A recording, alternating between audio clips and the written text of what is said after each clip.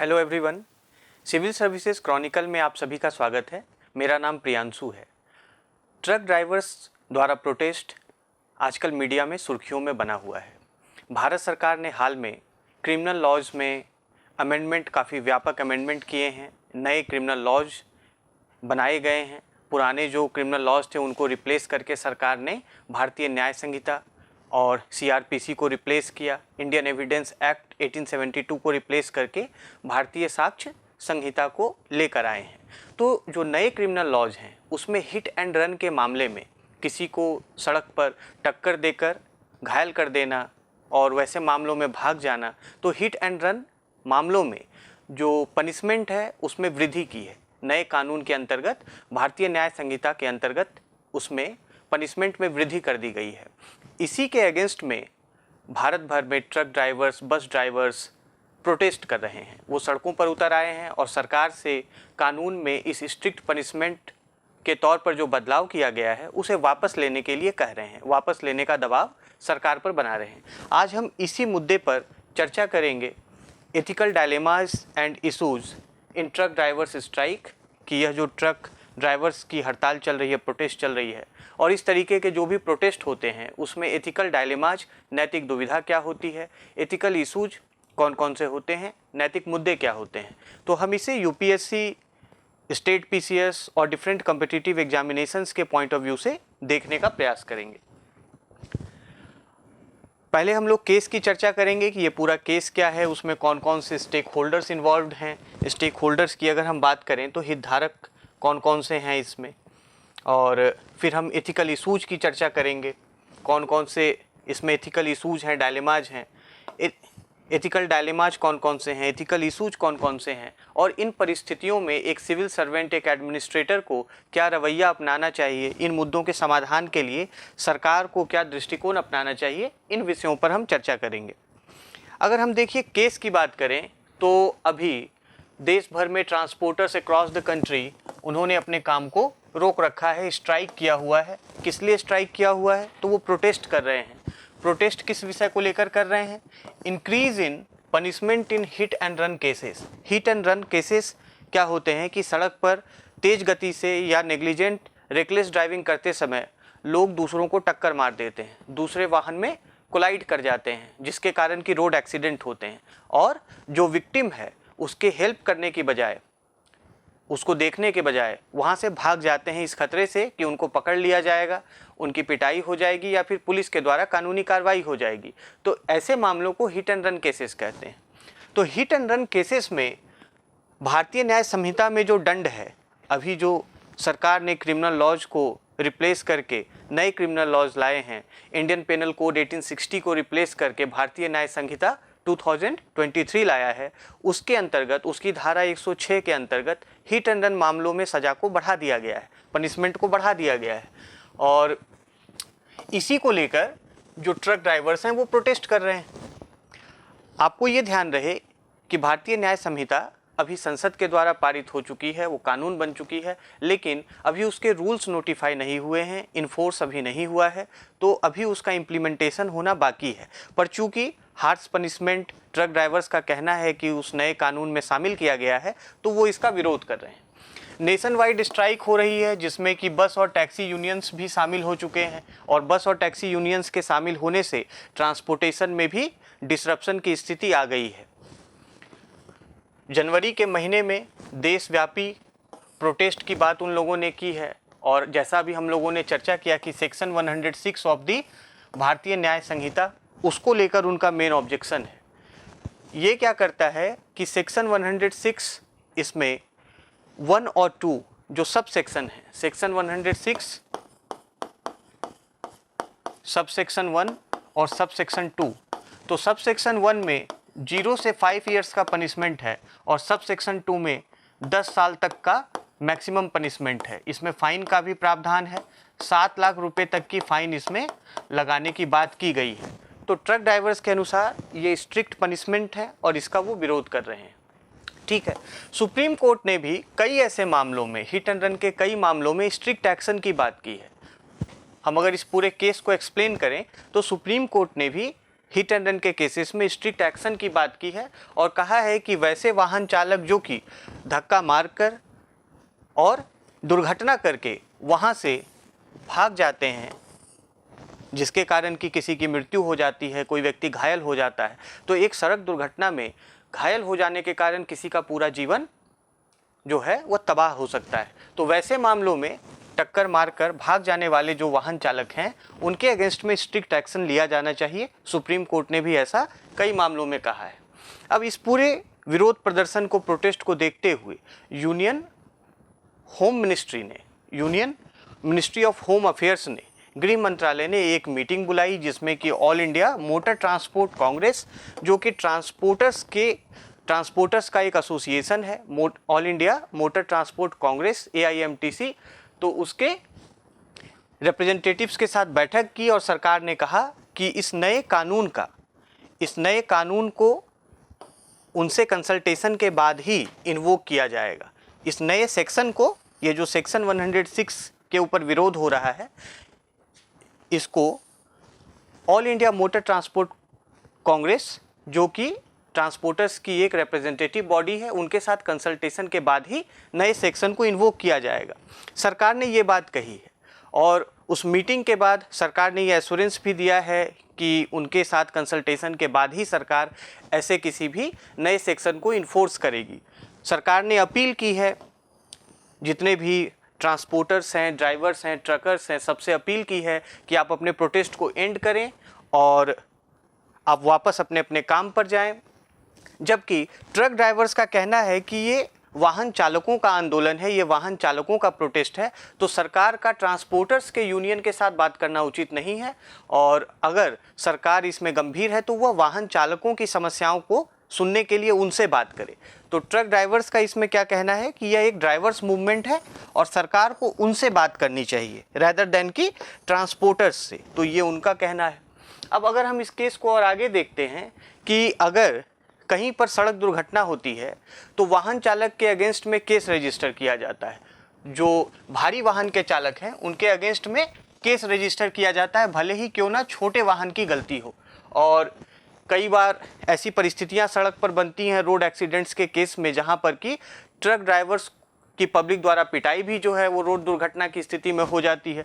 वो थ्रैश किए जाते हैं, उनकी पिटाई होती है और कहीं कहीं तो कुछ मामलों में उन्हें लिंच भी कर दिया जाता है, मतलब भीड़ द्वारा सामूहिक हिंसा का शिकार भी बनते हैं, कुछ मामलों में उनकी हत्या भी कर दी जाती है। तो इन परिस्थितियों में आप अगर ट्रक ड्राइवर्स का पर्सपेक्टिव ये है कि वह एक ऑर्गेनाइज्ड सेक्टर में काम करते हैं और संगठित क्षेत्र है। ट्रक ड्राइवर्स के पास कोई एडिक्वेट सोशल सिक्योरिटी नहीं होती है। जो वर्क कंडीशंस और लेबर लॉज हैं वो ट्रक ड्राइवर्स के केस में प्रॉपरली और इफ़ेक्टिवली लागू नहीं होते हैं। तो वो एक अनऑर्गेनाइज्ड लॉट हैं, कोई उस प्रकार की उनके पास लीडरशिप नहीं है और इसके कारण क्या होता है कि उन्हें अपनी बात को इफ़ेक्टिवली कह पाने में समस्या आती है।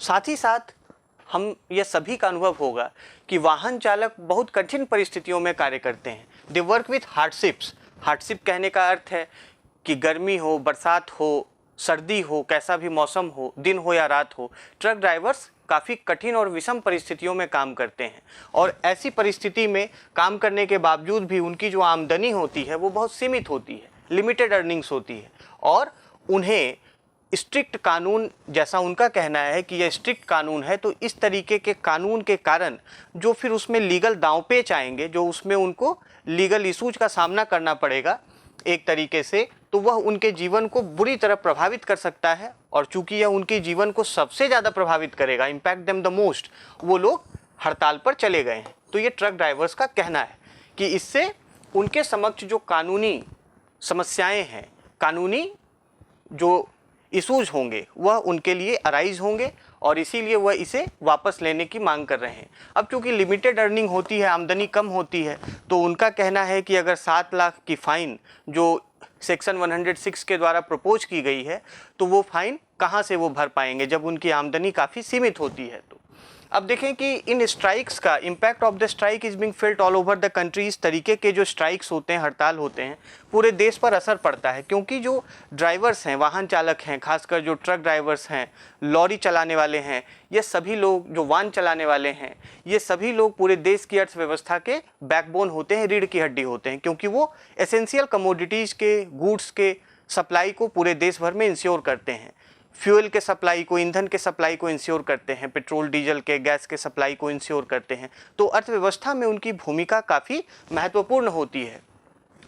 सप्लाईज ऑफ एसेंशियल कमोडिटीज पूरे देश भर में इससे प्रभावित हो चुकी है, और पेट्रोल पंप्स पर, फ्यूल स्टेशन पे एक तरीके से कैओस का कहीं कहीं पे माहौल पाया गया है, अफरा तफरी का माहौल पाया गया है। और अगर यह ट्रांसपोर्ट स्ट्राइक ज़्यादा लंबे समय तक चलती है तो इससे देश भर में shortage of goods and fuel की स्थिति हो सकती है, वस्तुओं एवं ईंधन की का संकट उत्पन्न हो सकता है। अच्छा, दूसरी चीज़ ये है कि जब ऐसी परिस्थिति होती है तो लोगों में आवश्यक वस्तुओं को का भंडार करने की, इकट्ठा करने की, होल्ड करने की प्रवृत्ति ज़्यादा आ जाती है। कंज्यूमर्स हों या रिटेलर्स हों, वो ऐसे उत्पादों को होल्ड करने लगते हैं और पैनिक बाइंग करने लगते हैं। हमने कोविड के भी टाइम पे देखा था कि जब रिस्ट्रिक्शंस लग रहे थे तो लोगों में पैनिक बाइंग की टेंडेंसी शुरू हो गई थी। तो उसी तरीके से यहाँ पर भी पैनिक बाइंग इनकरेज हो सकता है, और होर्डिंग, जो कि एक इकोनॉमिक ऑफेंस है, जो एक आर्थिक अपराध है, तो होर्डिंग की भी, यानी आवश्यकता से अधिक भंडार करके रखने की भी प्रवृत्ति हो सकती है। दूसरी चीज़ ये है कि ट्रांसपोर्टेशन क्राइसिस के कारण लोगों को परिवहन में भी दिक्कत हो सकती है, क्योंकि बस ड्राइवर्स ने भी प्रोटेस्ट को ज्वाइन कर लिया है।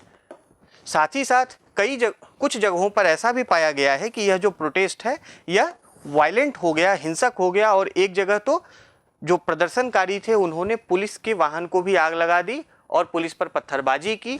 पुलिस पर पत्थरबाजी करने के कारण कुछ लोग घायल भी हो गए, इंजर्ड भी हो गए।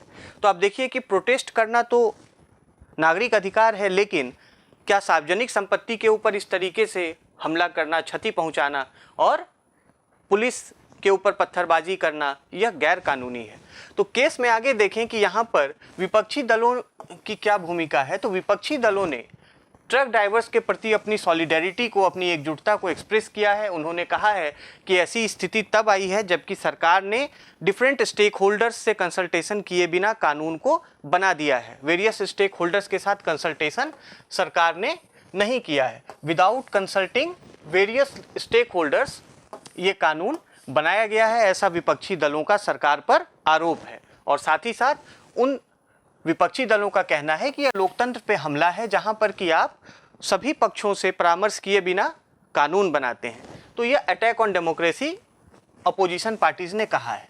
अब चूंकि कानून जब हार्श है तो इससे फियर ये उठता है कि नए कानून का मिसयूज भी हो सकता है। इससे संगठित भ्रष्टाचार की स्थिति उत्पन्न हो सकती है, जहां पर कि अधिकारी इस कानून के प्रावधानों का मिसयूज भी कर सकते हैं। तो इसीलिए यहाँ पर ऑर्गेनाइज्ड करप्शन का, एक्सटॉर्शन का, कि उनसे जो वाहन चालक हैं उनसे वसूली करने की एक प्रवृत्ति हो सकती है, और ऑफिशियल हाई हैंडेडनेस, जहाँ पर कि अधिकारियों के द्वारा छोटे अपराधों में भी बड़ी धाराएं, अधिक दंड की धाराएं लगा देने की प्रवृत्ति होती है। ऑफिशियल हाई हैंडेडनेस का अर्थ होता है जहाँ पर कि डिस्प्रोपोर्शनेट तरीके से ऑफिशियल्स जो हैं, पब्लिक सर्वेंट, वो एक्ट करते हैं, अनावश्यक तरीके से एक्ट करते हैं, अपने शक्तियों का दुरुपयोग करते हैं। तो अब देखिए, जैसे इसी से एक जुड़ा हुआ मामला है मध्य प्रदेश का, जहां पर कि एक जिला कलेक्टर ने ट्रांसपोर्टर्स और ड्राइवर्स के साथ बैठक में एक ड्राइवर के साथ आपत्तिजनक व्यवहार किया, उनके साथ बदतमीजी की, और ये कहा कि तुम कर ही क्या सकते हो, तुम्हारी हैसियत ही क्या है। तो उन्होंने प्रोटेस्टर्स के साथ बातचीत के क्रम में ये बात कह दी। अब ये दर्शाता है कि क्या एक सिविल सर्वेंट को अपना टेम्पर लूज कर देना चाहिए, क्या उन्हें अपना आपा खो देना चाहिए प्रदर्शनकारियों के समक्ष। तो इस केस में इस सब तरीके की भी बातें हैं। हालांकि बाद में उन कलेक्टर के ऑफिस से एक क्लैरिफिकेशन, एक स्पष्टीकरण दिया गया, और बाद में फिर कलेक्टर महोदय ने उसको लेकर रिग्रेट भी व्यक्त किया और बाद में उन्हें वहां से हटा दिया गया। तो ये पूरा मामला जो है, आप देखें कि लोगों की जीवन की सुरक्षा से संबंधित है। यहाँ समाज में जो नैतिकता का गिरता स्तर है, जो घटता स्तर है, कि हम इंजर्ड लोगों को सड़क पर छोड़ देते हैं, खासकर जो टक्कर मारते हैं, जो दुर्घटना के कारक होते हैं, वो तक उन्हें नहीं देखते। और पब्लिक भी आमतौर पर वैसे मामलों में बहुत सक्रियता नहीं दिखाती है। उनको डर लगता है कि कहीं वह पुलिस के और अस्पताल के कानूनी चक्कर में न पड़ जाएं। तो ये पूरा केस जो है आपको एक एथिकल डायलेमा और एथिकल इशू को प्रेजेंट करता है।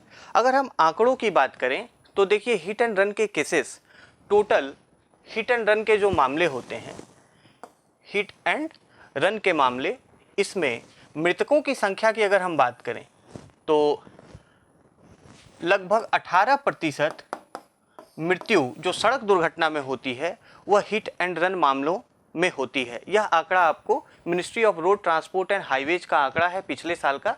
तो अगर हम आंकड़े के आधार पर बात करें तो ज़्यादा बेहतर समझ पाएंगे कि यह इस तरीके के अपराधों में कड़े कानून की आवश्यकता क्यों है, और ट्रक ड्राइवर्स, बस ड्राइवर्स, इनके कारण जो रोड एक्सीडेंट्स होते हैं उसको लेकर डेटा क्या कहता है, स्टैटिस्टिक्स क्या कहता है। तो टोटल रोड एक्सीडेंट्स में मृतकों की जो संख्या है उसमें 18% हिट एंड रन मामलों में होती है, और अगर घायलों की हम बात करें तो लगभग यह 15% के आसपास है, 15%। ठीक है, तो 18% एक बड़ा आंकड़ा है। दूसरी चीज़ है कि अगर क्राइम व्हीकल की बात की जाए, टोटल रोड एक्सीडेंट में ये आंकड़ा देखा गया कि कितने प्रतिशत मामलों में ट्रक, बस और लॉरीज इन्वॉल्व थी, वैन इन्वॉल्व थे।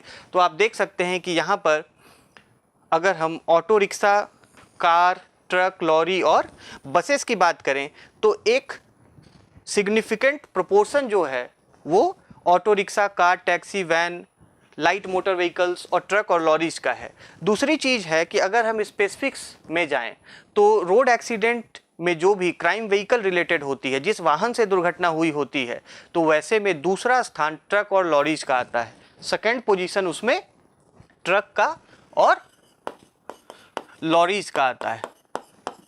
तो इस तरीके से ऐसे अपराधों को के विरुद्ध स्ट्रिक्ट एक्शन लेना काफ़ी आवश्यक है। दूसरी चीज़ है कि ओवर स्पीडिंग के मामले हों या फिर रॉन्ग साइड में ड्राइविंग करना हो, इनडिसिप्लिन ड्राइविंग करना हो। कई बार ट्रक चालक भी या अन्य वाहन चालक भी शराब के नशे में गाड़ी चलाते हैं, मोबाइल फ़ोन का इस्तेमाल करते हुए गाड़ी चलाते हैं। तो इन आंकड़ों के कारण, इन संबंधित फैक्टर्स के कारण जो रोड एक्सीडेंट्स होते हैं, आप उनमें आंकड़े देख सकते हैं कि 71.2% मामले जो है 2022 में यह ओवर स्पीडिंग के मामले थे, जिसमें कि ट्रक ड्राइवर्स, बस ड्राइवर्स, इनकी भी भूमिका होती है।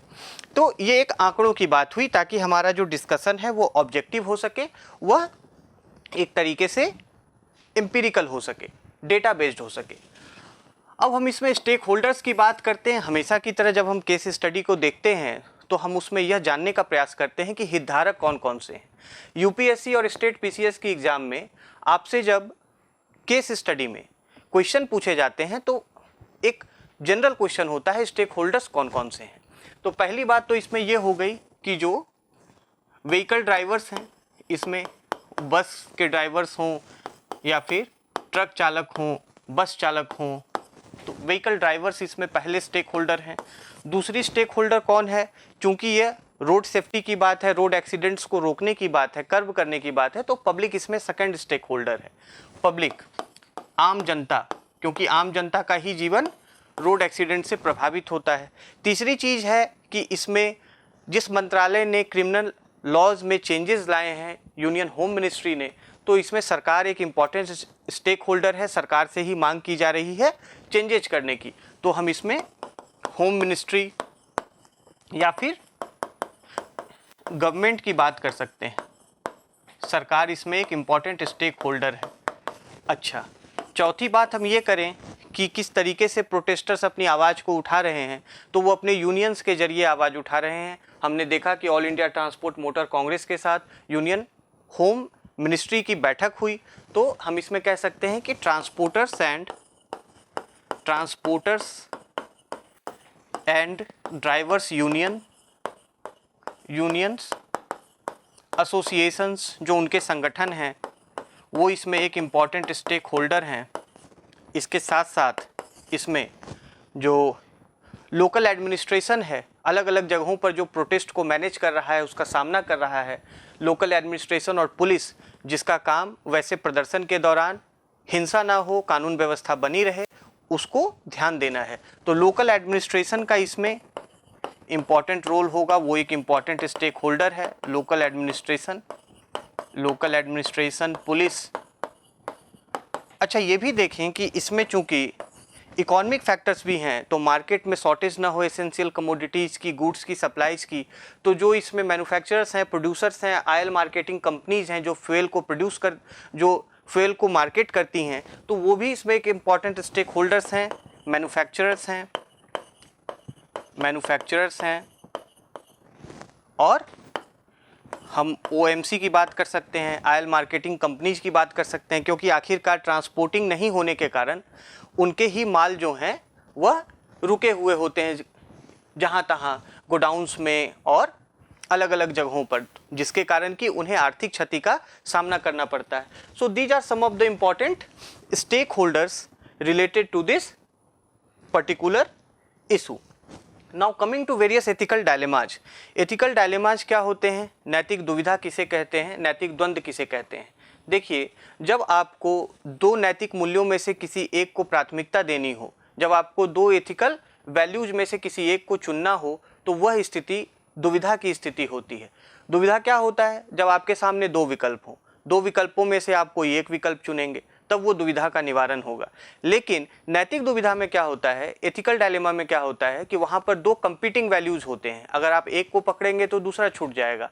ठीक है, तो वैसे परिस्थितियों में जहाँ पर कि आपको एक नैतिक मूल्य को चुनना हो और दूसरे नैतिक मूल्य को छोड़ना हो, वह नैतिक दुविधा या द्वंद्व की स्थिति कहलाती है। तो कौन कौन से यहाँ पर नैतिक द्वंद्व की स्थिति है? तो सबसे पहले कि रोड एक्सीडेंट जो है वो एक बड़ा ही, हमने देखा डेटा में कि लगभग 2.25 लाख लोग पिछले साल भारत में सड़क दुर्घटना के कारण उनकी मृत्यु हो गई थी। 2.25 लाख लोग, लगभग 4.5 लाख लोग घायल हो गए थे। तो ऐसे अपराधों को रोकने के लिए, जिसमें कि लोग टक्कर मारकर सड़क पर दुर्घटना का कारण बनते हैं और भाग जाते हैं, जो विक्टिम हैं उनको देखते तक नहीं है, तो ऐसे मामलों को रोकने के लिए, इन अपराधों के लिए स्ट्रिक्ट कानून होना चाहिए, एडिक्वेट लॉज होने चाहिए, पर्याप्त कानून होना चाहिए। तो ये एक एथिकल वैल्यू है कि कम से कम जो लीगल प्रोविजंस हैं, कानून कम से कम इतना स्ट्रांग हो ताकि ये जनता का भरोसा रहे कि अगर कोई रोड एक्सीडेंट होता है तो उन्हें न्याय मिलेगा। ये जस्टिस की बात है। तो एडिक्वेट लॉ क्या करता है? यहाँ पर वैल्यू क्या चीज़ का है? एक तरफ तो जस्टिस का वैल्यू है, दूसरी तरफ लोगों के सेफ्टी ऑफ लाइफ की बात है। तो आप ये देखें कि यदि आप कानून को स्ट्रिक्ट बनाते हैं, तो इसको लेकर अलग समस्या है कि वैसी परिस्थिति में दंड से बचने के लिए लोग और फिर वो दुर्घटना करके भागना शुरू कर देंगे, क्योंकि जहाँ पनिशमेंट हार्श हो जाएगा तो वहाँ पर कंप्लायंस कम हो जाता है। वहाँ पर वैसे कानूनों को, यह एक जनरल ऑब्जर्वेशन है कि कंप्लायंस कम हो जाता है। तो एक तरफ ये बात यहाँ पर कानून को और कड़ा बनाने की है और दूसरी तरफ लोगों के जीवन की बात है। अगर आप कड़ा कानून बनाते हैं तो हो सकता है वाहन चालकों में कानून को और बाईपास करने की प्रवृत्ति आ जाए, जहाँ पे लोगों का जीवन संकट में और ज़्यादा पड़ जाए, वो लोगों के जीवन की परवाह किए बिना और वहाँ से क्राइम सीन से भागना शुरू कर दें। तो पहला डायलेमा तो ये है। दूसरा डायलेमा ये है कि अगर कानून को बहुत ज़्यादा हार्श बनाया जाए, अगर स्ट्रिक्ट बनाया जाए, स्ट्रिक्ट उसमें पेनल्टीज दी जाएँ, तो दूसरी ये भी ज़रूरी है, क्योंकि वह न्याय देने के लिए, लोगों को न्याय सुनिश्चित करने के लिए कानून का कड़ा होना भी महत्वपूर्ण है। लेकिन दूसरी तरफ कानून में प्रोपोर्शनैलिटी भी होनी चाहिए। सुप्रीम कोर्ट ने भी अपने कई फैसलों में कहा है कि कानून में दो बातें होनी चाहिए। एक तो कि कानून जो है वो रीजनेबल हो, उसमें रीजनेबिलिटी होनी चाहिए, और दूसरी चीज़ कि वो प्रोपोर्शनल हो, यानी कि अनुपातिक हो। प्रोपोर्शनल भी होना चाहिए कि जो अपराध है और उसका दंड, अपराध और दंड के बीच में समानुपात होना चाहिए, प्रोपोर्शन होना चाहिए। ऐसा ना हो कि अपराध की तुलना में बहुत एक्सेसिव दंड दे दिया जाए या फिर अपराध की तुलना में बहुत कम दंड दे दिया जाए। तो एक तरफ यहाँ पर जहाँ स्ट्रिक्ट लॉज के द्वारा न्याय देने की बात है, तो दूसरी तरफ ये ध्यान देना होगा कि कहीं ये समतुल्यता का, ये जो अनुपात को बनाए रखना है, कहीं प्रोपोर्शनैलिटी का जो वैल्यू है वो कॉम्प्रोमाइज़ ना हो जाए।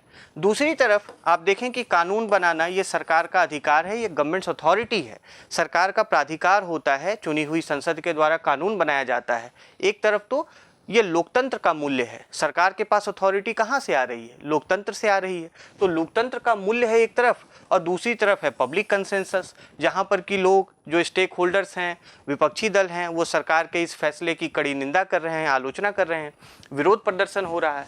तो क्या सरकार अपने लोकतांत्रिक जो अथॉरिटी है उसको चुने, या फिर वो पब्लिक कंसेंसस के वैल्यू को चुने, जो कि लोकतंत्र का दूसरा मूल्य है।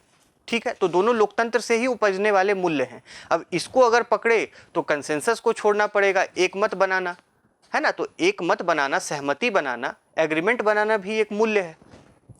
दूसरी चीज़ है, अब अगर हम ट्रक ड्राइवर्स के पर्सपेक्टिव से देखें तो ऐसे मामलों में, या फिर हम रोड एक्सीडेंट के जनरल पर्सपेक्टिव में बात करें, तो जहां वाहन चालक के कारण दुर्घटना हो जाती है तो उनके समक्ष दुविधा होती है कि वह जो विक्टिम है, दुर्घटनाग्रस्त व्यक्ति है, उसकी सहायता करें या फिर अपने आप को बचाएं, क्योंकि कई बार वहां पर रोड दुर्घटना के बाद भीड़ जमा होती है और भीड़ चूंकि वाहन चालक को ही दुर्घटना का जिम्मेदार मानती है तो उसकी पिटाई कर देती है।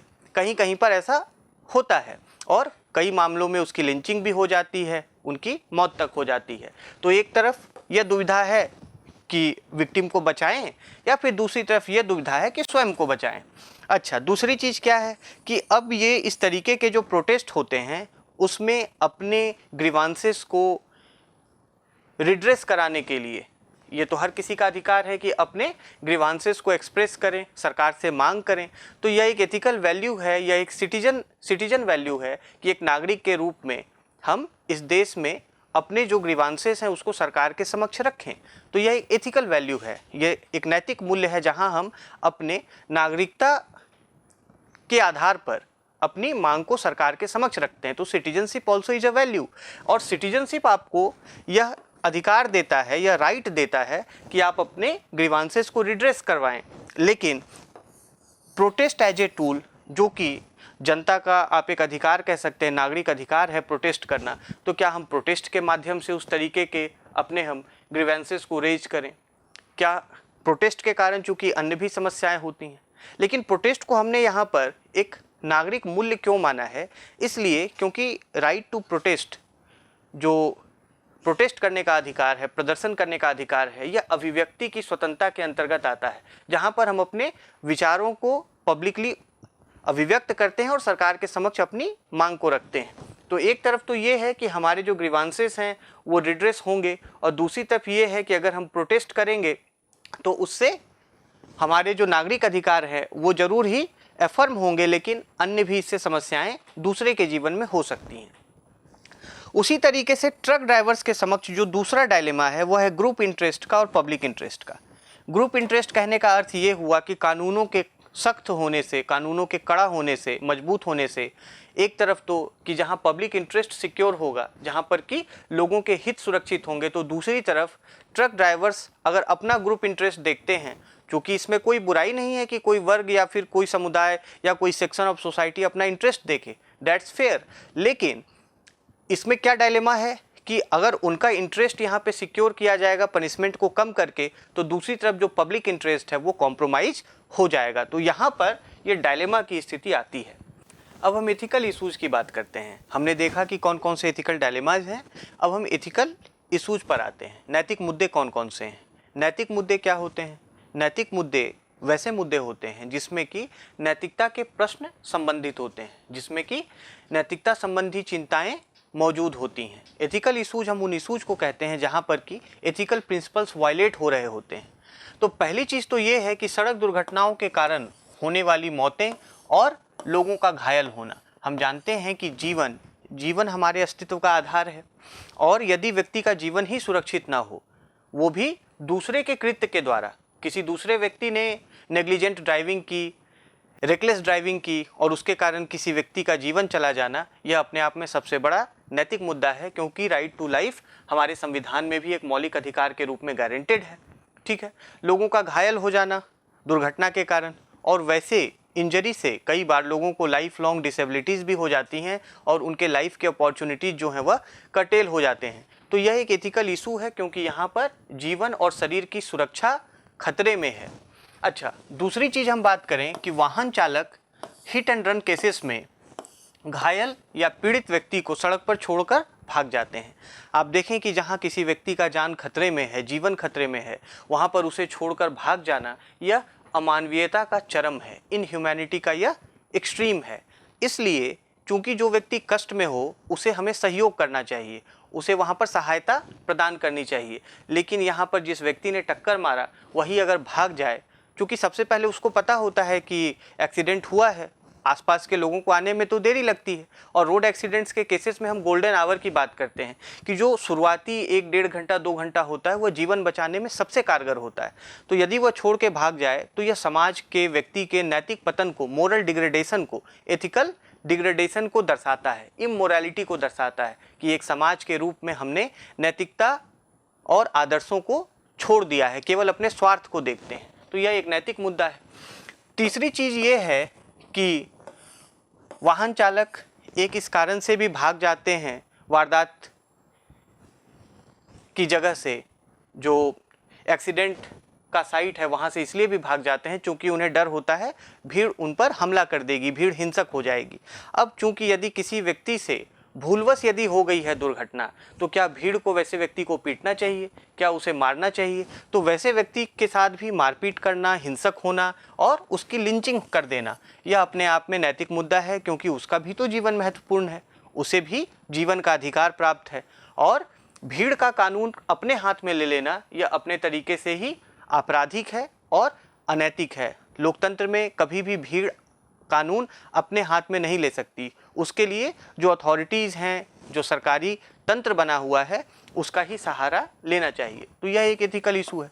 चौथी चीज़ ये है कि यदि कानूनों के माध्यम से समाज में हर समस्या का हल होने लगे, चूँकि हम नैतिक मुद्दों की बात कर रहे हैं, तो अगर हमारा मेजर इम्फेसिस कानून के द्वारा किसी समस्या का हल करना हो जाए तो फिर उससे बात नहीं बनेगी, क्योंकि कई बार जो हार्श लॉज होते हैं उनके कारण लोगों की कानूनी परेशानियां बढ़ जाती हैं। अब हम लोगों ने केस में देखा कि जो ट्रक ड्राइवर्स हैं उनके इकोनॉमिक जो इनकम है, उनकी जो आमदनी है, जो वेजेज हैं, वो काफ़ी लिमिटेड है। तो वैसी स्थिति में उनको अन्य भी कई कठिनाइयों का सामना करना पड़ता है अपने कार्य के दौरान। और अगर इस तरीके से उनके ऊपर और पेनल्टी इम्पोज किया जाएगा तो उनके कठिनाइयों में ये और ज़्यादा इजाफा करेगा, तो उनके हार्डशिप्स, उनके वर्किंग कंडीशंस और ज़्यादा कठिन हो जाएंगे, जो कि एक नैतिक समस्या है।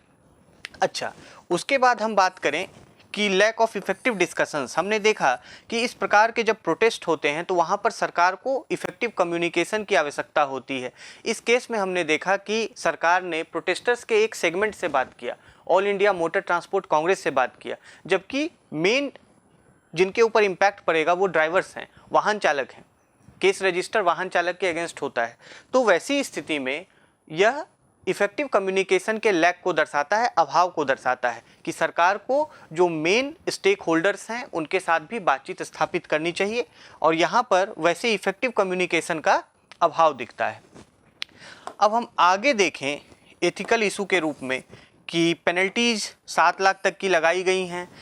ट्रक ड्राइवर्स का एसोसिएशंस का कहना है कि ये हेवी पेनल्टीज हैं, एक्सेसिव हैं, जहां पर कि भ्रष्टाचार का स्कोप होगा। यदि कोई व्यक्ति 7 लाख देने में सक्षम ना हो तो उसकी टेंडेंसी हो सकती है कि पब्लिक ऑफिशियल्स को ब्राइब करे। तो इस तरीके से कानून को सख्त बनाकर भ्रष्टाचार के लिए उपजाऊ जमीन तैयार हो सकती है। तो स्कोप फॉर करप्शन है, एथिकल इशू है। अच्छा, उसके बाद हम बात करें कि लोगों के आम जीवन में आवश्यक उत्पादों की, एसेंशियल कमोडिटीज़ की आपूर्ति बहुत मायने रखती है। हमें भोजन चाहिए, ईंधन चाहिए, आवश्यक दूध चाहिए, जो एसेंशियल कमोडिटीज़ हैं, दवाएं चाहिए। तो अगर उसका सप्लाई रिस्ट्रिक्ट हो जाए तो जो आम जनजीवन है वह अस्त व्यस्त हो जाता है। यह एक नैतिक मुद्दा है जहां लोगों के समक्ष जीवन का संकट उत्पन्न हो जाता है एसेंशियल कमोडिटीज़ के शॉर्टेज के कारण।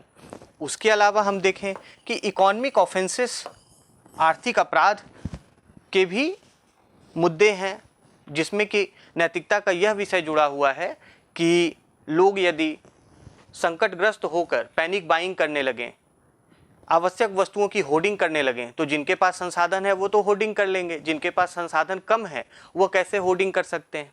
वो तो नहीं कर सकते। तो यह असमानता को और बढ़ाता है। दूसरी चीज़ है कि होर्डिंग करना यह इलीगल भी है। रिटेलर्स के द्वारा ब्लैक मार्केटिंग, होर्डिंग, इसे गैर कानूनी भी घोषित किया गया है। तो इस तरीके के आर्थिक अपराध भी नैतिक मुद्दों की श्रेणी में आते हैं।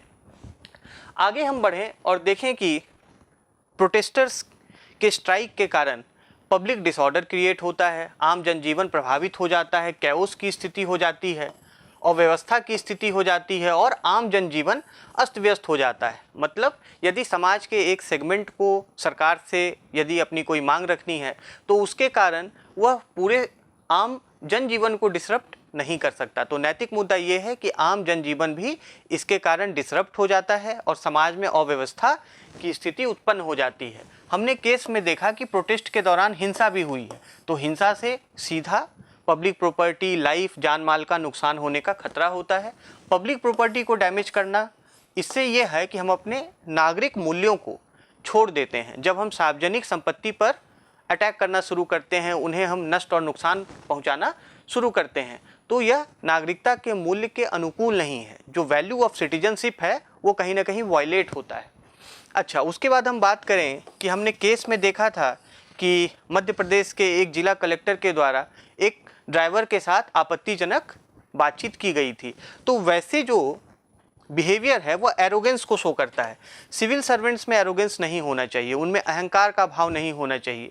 यह असंवेदनशीलता को प्रदर्शित करता है, इनसेंसिटिव बिहेवियर को शो करता है। जबकि सिविल सर्वेंट्स को पेशेंट होना चाहिए, धैर्यवान होना चाहिए और साथ ही साथ संवेदनशील भी होना चाहिए। दूसरों की बात को सुनना चाहिए कि आखिर वो अपनी मांग क्या रख रहे हैं, क्या कहना चाह रहे हैं।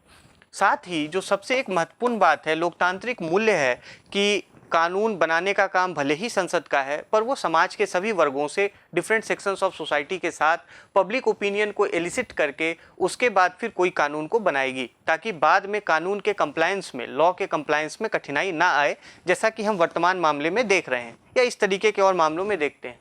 तो lack of consultation in law making is an ethical issue as it is averse to democracy.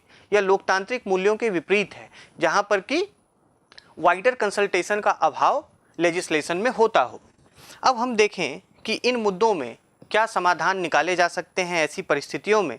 यदि आप एक लोक सेवक हैं, एक एडमिनिस्ट्रेटर हैं और आपके सामने आए गए दिन इस तरीके की समस्याएं उत्पन्न हो सकती हैं। केस स्टडी में, यूपीएससी, स्टेट पीसीएस में आपसे ऐसे प्रश्न पूछे जा सकते हैं। तो वैसी परिस्थितियों में आप क्या रिस्पॉन्स करेंगे, आपकी अनुक्रिया क्या होगी, आपका रिएक्शन क्या होगा। तो देखिए, सबसे पहली तो बात यह है कि ट्रक ड्राइवर्स का प्रोटेस्ट है, तो इसमें केवल ट्रांसपोर्टर्स के साथ बात करने से तो बात नहीं बनेगी। तो उदाहरण के रूप में यहाँ पर अगर हम देखें तो हमें सभी क्रूशियल स्टेक होल्डर्स के साथ बात करना होगा, जिसमें कि ट्रांसपोर्टर्स भी हों, ड्राइवर्स भी हों, डिफरेंट जो मार्केटिंग कंपनीज हैं वो भी हों, मैन्युफैक्चरर्स भी हों। तो पहला सॉल्यूशन ये है कि बातचीत और निगोशिएशन जो है वह क्रूशियल स्टेक होल्डर्स के साथ होने चाहिए। आप किसी एक धड़े को छोड़ नहीं सकते हैं। पहला सॉल्यूशन ये है। दूसरी चीज़ ये है, क्योंकि ट्रांसपोर्ट एक ऐसा सेक्टर है जिससे कि सप्लाई पूरे देश में सुनिश्चित की जाती है, तो एक एडमिनिस्ट्रेटर के रूप में आप एसेंशियल कमोडिटीज के सप्लाई को इंश्योर करेंगे या करेंगी कि निर्बाध तरीके से पूरे देश में जो आवश्यक अनिवार्य वस्तुएं हैं वह पहुंच पाएँ। तीसरी चीज़ ये है कि अब इस प्रकार के विरोध प्रदर्शन में कई बार अंदाज़ा लगाना मुश्किल होता है कि कितने समय तक ये प्रोटेस्ट चलेगा। एक एडमिनिस्ट्रेटर का प्रयास, सिविल सर्वेंट, पब्लिक ऑफिशियल का प्रयास यही होना चाहिए कि जल्द से जल्द ऐसे विवाद समाप्त हो जाएं। लेकिन यदि वह लंबे समय तक चलता है तो आपके पास एक बैकअप प्लान रेडी होना चाहिए।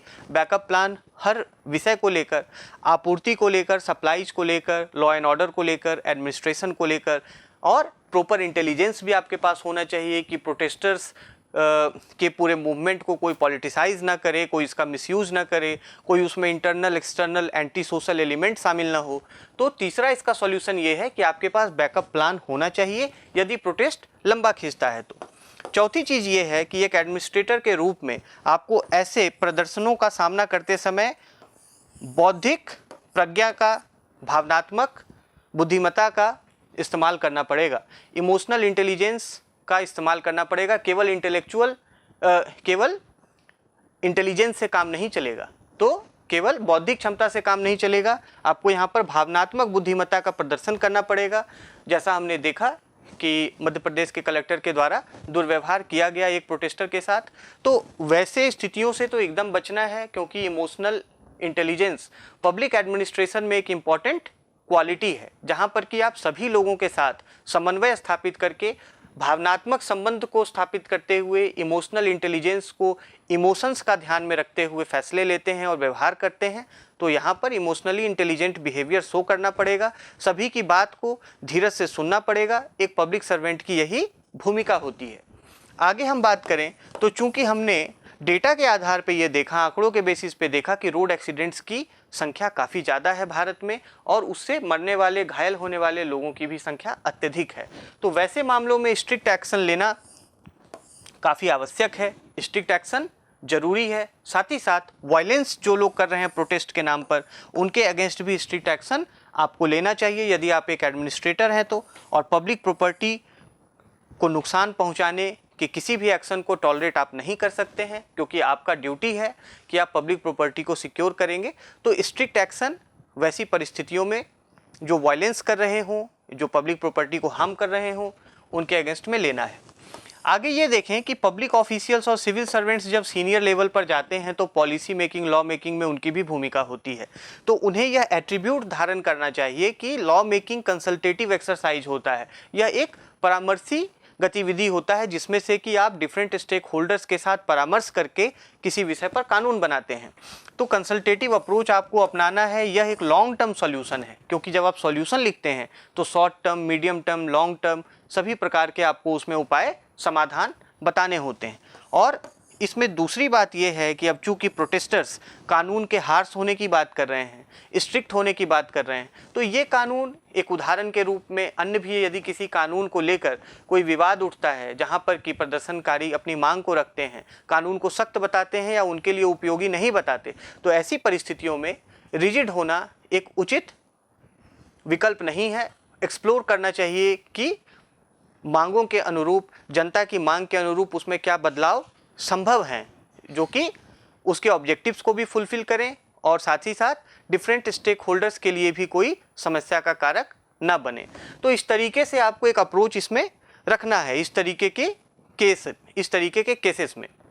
तो यह विश्लेषण हम लोगों ने नैतिक दुविधा का किया, नैतिक मुद्दों का किया।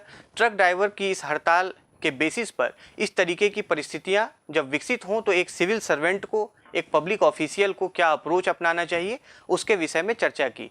आपका इस कक्षा से जुड़ने के लिए बहुत धन्यवाद। आप अपने बहुमूल्य फीडबैक, कमेंट्स हमें कमेंट सेक्शन में जाकर जरूर बताएं। Thank you so much.